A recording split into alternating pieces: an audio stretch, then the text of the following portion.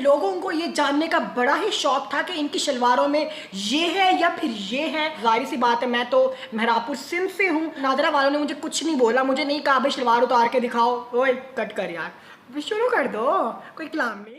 Hello everybody, तो कैसे हैं आप लोग? सर जी अस्सलाम वालेकुम, मैं हूँ आपकी अपनी ज़रीन राजपूत। आज का आपका स्वागत है इस तीसरे व्लॉग में। सर जी, आज की इस वीडियो में मैं जिस सीरियस टॉपिक पर बात करने वाली हूँ वो टॉपिक सुनकर आप हैरान हो जाएंगे कि ख्वाजा सराओं के साथ पाकिस्तान में किस तरह का जुल्म हो रहा है।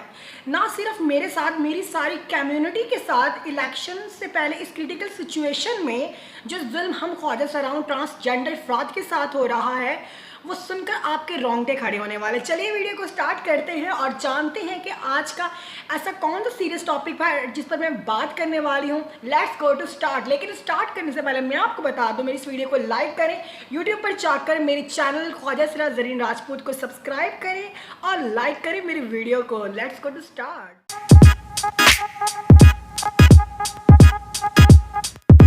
शुरुआत होती है ट्रांसजेंडर पर्सन प्रोटेक्शन एक्ट 2018 से। जी हाँ, ख्वाजा सराओं का जो कानून 2018 में पास हुआ था, उस कानून को लेकर न जाने कितने तबसरे हुए। लोगों को ये जानने का बड़ा ही शौक था कि इनकी शलवारों में ये है या फिर ये है। Right, it's a very critical situation for everyone जो कि ट्रांसजेंडर मैन है या फिर वुमेन है। बात यहीं ख़त्म नहीं होती, बात यहाँ से शुरू होती है कि कुछ दिनों पहले मैं गई नादरा ऑफिस में, क्योंकि मुझे अपने CNIC में एड्रेस वगैरह चेंज करवाना था। जाहिर सी बात है, मैं तो मेहरापुर सिंध से हूँ और लेकिन मैंने अपना जो शनाख्ती कार्ड बनवाया था मुल्तान आकर, वो मेरी डॉक्यूमेंटेशन के हिसाब से जो है वो सिंध का एड्रेस आया ना, जो कि मेरे मॉम एंड डैड का उनके CNIC के हिसाब से था। अब मैं चली गई नादरा। नादरा वालों ने मुझे कुछ नहीं बोला, मुझे नहीं कहा भाई शलवार उतार के दिखाओ। ओए कट कर यार, शुरू कर दो, कोई कलाम नहीं। अच्छा, नादरा वालों ने मुझे कहा कि जी आप अपना CNIC अगर चेंज करवाना चाहते हैं, ओके एवरीथिंग इज़ फाइन। लेकिन जब बात मेरे जेंडर की आई तो वहाँ पर तो मेरे जेंडर को डिसेबल ही कर दिया गया। मतलब आपके दायरे में मर्द और औरत इंसान होते हैं, उसके अलावा अदरवाइज ना कोई ट्रांस मैन है ना कोई ट्रांस वुमेन है। क्यों? क्या ख्वाजा सराओं को कोई हकूक़ हासिल नहीं है? ख्वाजा सराओं का कानून पास होने के बाद उन्हें हर तरह का हक हासिल है सिवाय शादी के, सिवाय शादीशुदा ज़िंदगी गुजारने के उन्हें हर हक हासिल है। फिर हमें ये क्यों कहा जाता है, बात बात पे सुनने को मिलता है आपकी शलवार में ये है या फिर ये है, हम अपनी शलवारें क्यों उतारें? मुझे तो ये ज़रा समझ नहीं आता। जब मैं वहाँ गई, सारा काम हो गया, एड्रेस चेंज करवा दिया, मैंने अपनी फ़ोटो भी चीसी सी बनवा ली प्यारी सी, तो फिर मुझे ये सुनने को मिला कि जी आपकी जो जेंडर की जो की है, जिस की को प्रेस करने से आपका जेंडर आता है, मेल का M होता है, फीमेल का F होता है और ट्रांस का V या शायद X होता है, वो करने से आपका जेंडर आ जाता है। वो जब जेंडर देखा, मेरा जेंडर ही नहीं है।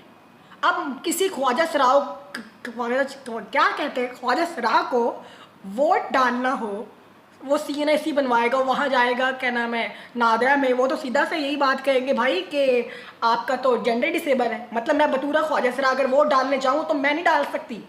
वो तो शुक्र है कि मेरा CNIC बना हुआ, लेकिन मैं मुल्तान में तो नहीं वोट डाल सकती ना, मुझे तो मेहरापुर सिंध जाना पड़ेगा।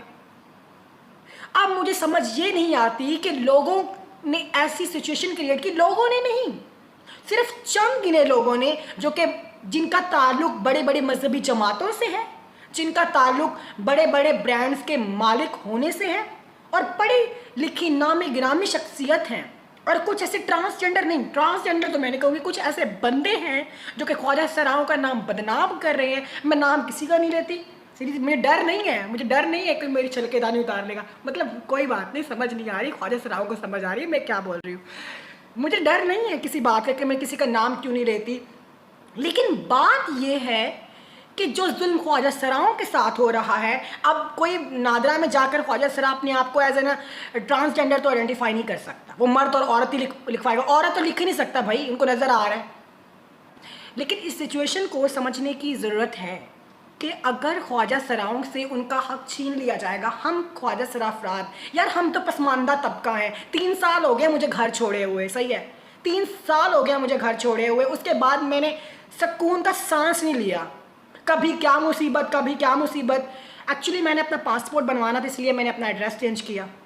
मैंने इंटरनेशनल ट्रैवल करना था। अब मैं क्या करूं, बिना पासपोर्ट के मैं सीमा की तरह तो नहीं जा सकती, बिना वीज़ा के हैं भाई। मैं कोई सीमा हैदर तो नहीं हूं कि इंडिया पहुंच जाऊंगी भाई।